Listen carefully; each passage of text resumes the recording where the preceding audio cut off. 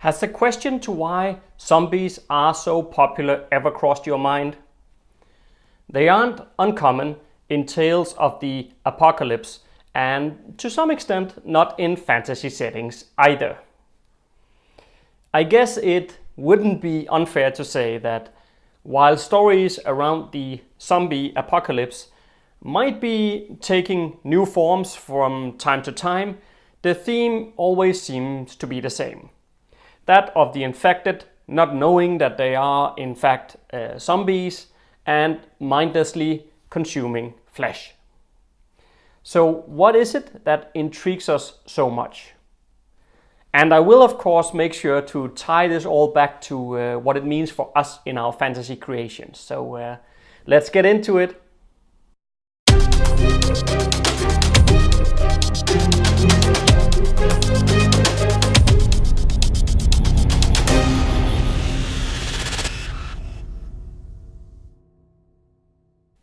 Hi guys, my name is Jesper and welcome to the Fane of Fantasy.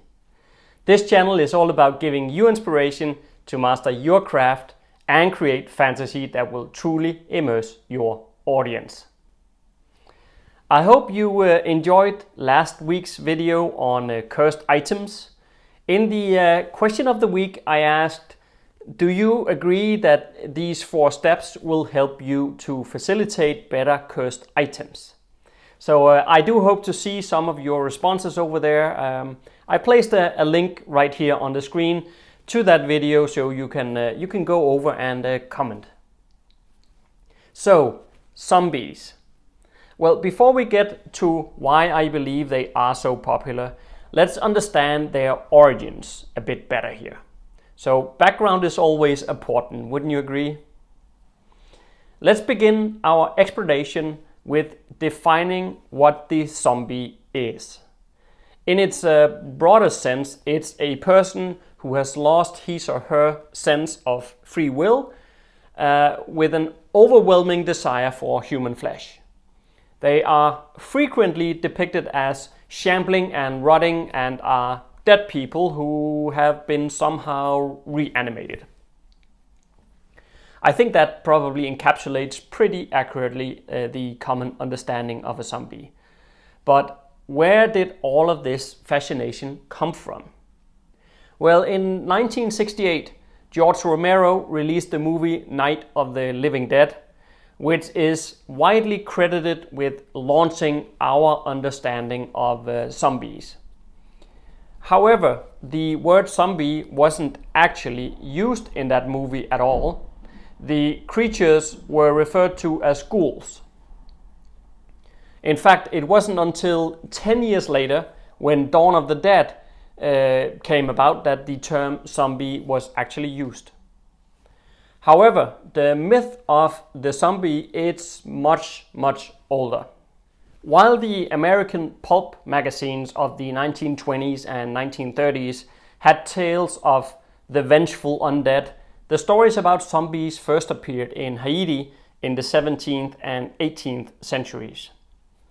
The country was known as Saint Dominique back then, and it was ruled by France, who hauled in African slaves to work on sugar plantations. So life was extremely brutal here, and half the slaves were worked to death within a few years. So the original zombie was a projection of the African slaves, relentless misery that they were put under. It mirrored the inhumanity that existed in Haiti from 1625 to around 1800, and in 1804, after the revolution there, the zombie became a part of Haiti's folklore. It was kind of folded into the voodoo religion, where it was believed that corpses were reanimated by shamans and voodoo priests, essentially turning them into a zombie. In many ways, this was the emblem of a nation haunted by the legacy of slavery. At the end of the 20s, 2 key writers not only traveled to Haiti, but also claimed to have encountered actual zombies. So I can imagine that this would spur some rumors, wouldn't you? Would you agree to that? The first one of these writers were William Seabrook, who was a journalist and an occultist. If I'm not getting this completely wrong, I also believed he was somewhat of an alcoholic, and he had previously tried to join a cannibal cult in West Africa and was now initiated into voodoo ceremonies. And the other writer was the esteemed black novelist Zora Neale Hurston, I think she's called.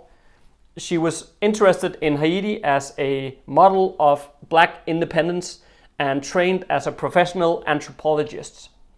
She spent several months in Haiti training to be a voodoo priest. She became increasingly spooked by her experiences, although her reports on the whole matter are quite unclear in the specifics. You know, what I'm getting at is that to many people, even today, zombies are very real and not part of fiction. Belief in magic and witchcraft is widespread throughout Haiti and the Caribbean. Zombies might be controlled by magical means, like voodoo priests, and at other times it's done as a punishment. So most often though, zombies were said to have been used as slave labor on farms and sugarcane plantations. So as late as in the 1980s, one mentally ill man even claimed to have been held captive as a zombie worker for 2 decades, though he could not lead investigators to where he had been working, and his story was really never verified. Also in the 1980s, when a scientist named Wade Davis claimed to have found a powder that could create zombies, thus providing a scientific basis for zombie stories. You see, Davis didn't believe in voodoo magic at all, but what he had found was a powerful neurotoxin called tetrodotoxin, I think it is. That was a tough one. This poison could basically poison victims into a zombie-like state. So if I have to go a bit further, some people have even said that the Mayans were destroyed by zombies. Reports of widespread cannibalism at the end of the Mayan civilization are used to suggest something much more sinister than a simple drought or cross-tribal dispute. Bones found in and around Mayan cities show signs of being violently ripped from their sockets and chewed to bits on the spot. Evidence has even been found of children eating their parents and entire villages devouring themselves within a matter of days. I don't know what you think about this, but maybe we should just make that the question of the week. So here goes. Do you believe that there could be some truth to the zombie myth? Let me know your thoughts on this matter in the comments section below.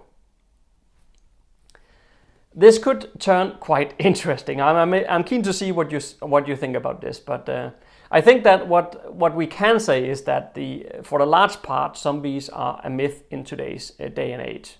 However, voodoo and witchcraft certainly were a huge part of the culture in Haiti. So let's move into my interpretation of why zombies are so popular in the end then tied to our creations in fantasy. Before going there though, I have added a link in the description field below to Patreon.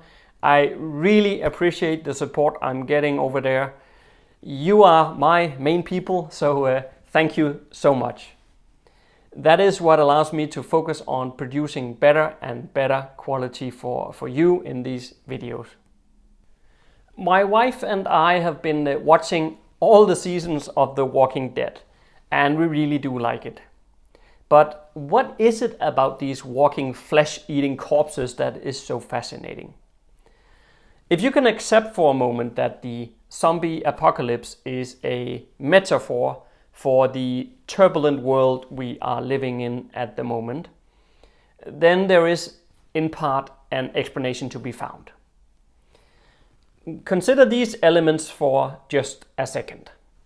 surveillance state, identity thefts, our dependency on electricity, robots coming in, becoming increasingly part of our life, exhaustion of the world's resources, global financial crisis, loss of jobs.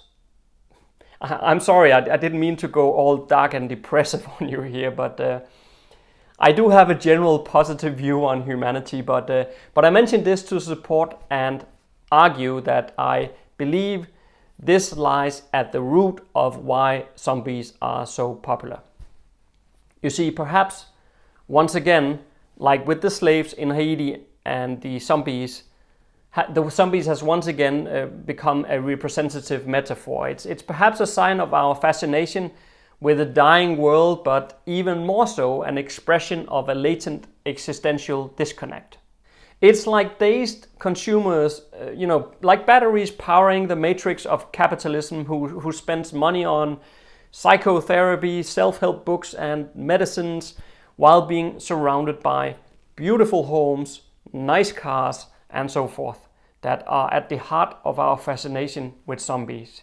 I think that it very well could be that this image also mirrors our vulnerability and introduces us to a new world where survival by superficial entertainment isn't at the heart any longer. A focus on cooperation and being there for one another instead takes the high seat. You see, I think there is hope for mankind here. When it comes to our own fantasy settings, and if you do want to make use of zombies, I'd like for you to think back to Haiti here. Think of the two writers going there, and if you can place some doubt in your audience's mind to whether these zombies are actual real or not. If there's something, or is there something else at play here, that could turn it quite interesting, and much more interesting than your average brain-eating drones. What do you think about that? Well, if you like this video, hit the like button below and share it with a friend too. Today was the day where I wrote the last words of the first draft on Book 3 in the KEYSTONE Bone Trilogy. And ahead lies a rather long phase of editing, but I just love it when the first draft is complete. It kind of gives you something to work with, which is really nice.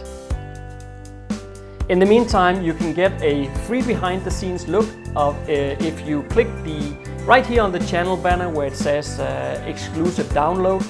Just click that one and it'll take you through to my website, and then you scroll to the bottom of the page and you can complete your free download from right there. If this is your first time here, make sure to subscribe and learn to master the craft of creating immersing fantasy worlds, settings and characters. Stay safe out there and see you next Monday.